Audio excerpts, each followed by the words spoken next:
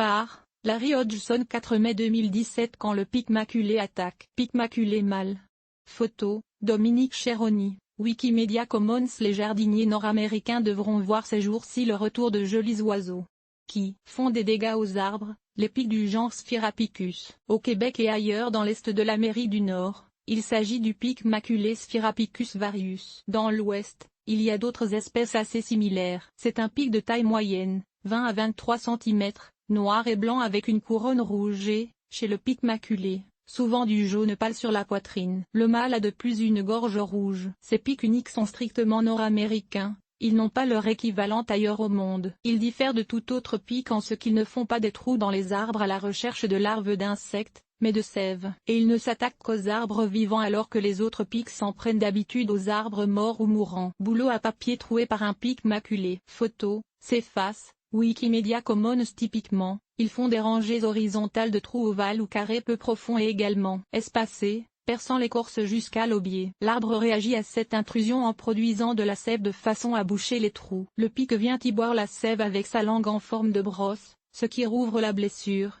faisant couler encore plus de sève. Certains experts croient même qu'il injecte une substance dans les trous qui empêche la sève de solidifier, prolongeant leur utilité. La sève qui s'écoule attire aussi des insectes que le pic consomme en passant. Quand la sève arrête enfin de couler dans une rangée de trous donnés, il en perce une autre et recommence. Habituellement aussi, il revient au même arbre pendant 2 ou 3 ans, même plus. Souvent, l'arbre est cerné de rangées trous sur 30 cm et plus. La sève qui s'écoule décolore souvent l'écorce environnante. L'arbre récupère ou meurt. Un arbre en santé qui n'est que légèrement troué peut récupérer éventuellement et avec le temps l'écorce recouvrira les trous. Mais si le tronc est entièrement entouré de trous, cela peut sérieusement réduire le mouvement de sève dans l'arbre et ainsi l'affaiblir. De plus, le pic semble avoir une prédilection pour les arbres déjà affaiblis, moins capables de supporter l'intrusion. Aussi, des insectes ou des champignons pathogènes peuvent pénétrer l'arbre par les trous et provoquer des dommages secondaires. Donc, souvent les arbres atteints meurent quelques années plus tard. Migrateur pic maculé mâle sur un pin. Photo,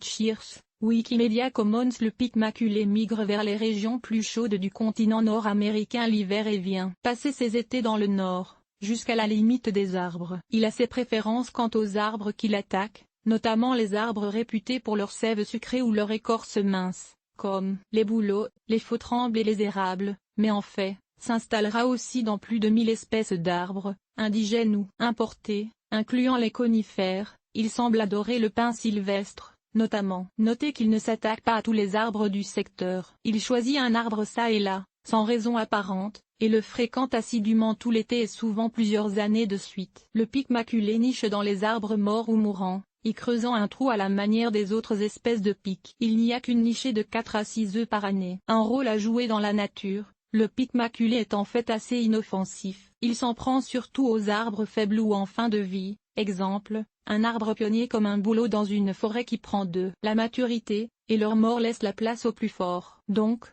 il joue un rôle dans le maintien de la forêt. Colibri à gorge rubis femelle qui se nourrit à partir des trous percés par un pic maculé. Photo, Finkind, Flickr. De plus, les colibris aussi visitent les trous qui saignent à la recherche de sève sucrée, tout comme d'autres oiseaux, citelles, parulines, etc. Et certains animaux, porcs-épics, écureuils, etc.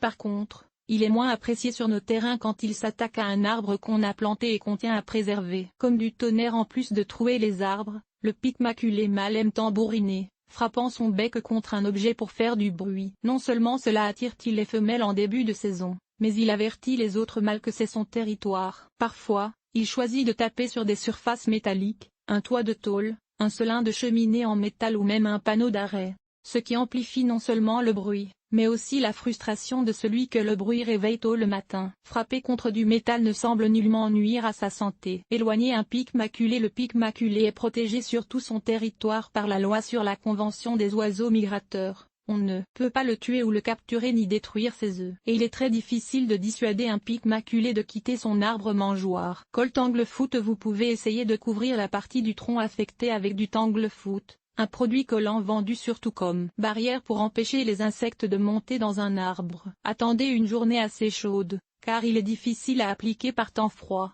Non, le pic ne restera pas pris, mais il ne semble pas apprécier la sensation d'avoir pattes engluées et risque alors d'abandonner. D'autres personnes ont du succès en entourant les rangées de trous avec une bande de tissu ou de ruban adhésif pendant l'été, l'enlevant à l'automne. En début de saison, suspendre des répulsifs visuels, des objets qui bougent au vent, morceaux d'étoffe, languettes de papier d'aluminium, ballons effaroucheurs, des branches de l'arbre peut aider, mais une fois son habitude bien ancrée, le pic maculé est difficile à déloger. Traitement de paresseux: je suggère de laisser faire. C'est un joli oiseau, bruyant toutefois, et fascinant à observer, qui ajoute de l'intérêt à votre cours. D'accord, vous sacrifierez probablement un arbre, mais vous pouvez plus tard en planter un autre. De toute façon, il choisit habituellement sa victime dans une zone forestière, alors vous avez déjà sans doute des remplaçants. S'il tambourine sur votre maison, par contre, tentez l'un des traitements recommandés ci-dessus. Il y a une limite à se laisser imposer par un oiseau, aussi mignon soit-il.